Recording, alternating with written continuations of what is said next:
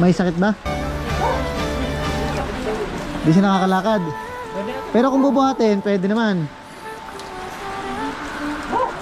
Ha? Hindi kita maintindihan ng ate eh. Ano? Bakit? Sa? Hindi, papahanapan natin ng pwesto na pag may mga ganyan, medyo matandaan at saka yung hirap talaga.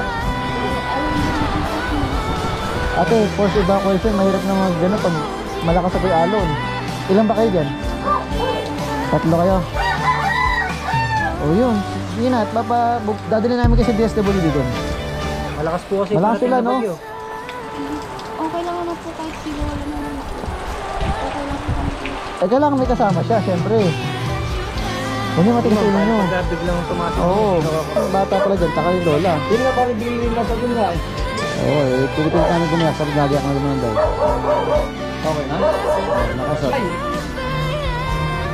Hindi ko siya ginupo ito. Oo, kahit gusto lang makinig natin.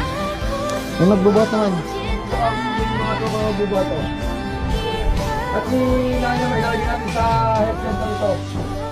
Hindi naman siya kasama sa mga ibang evacuees. Ito magkama nanay?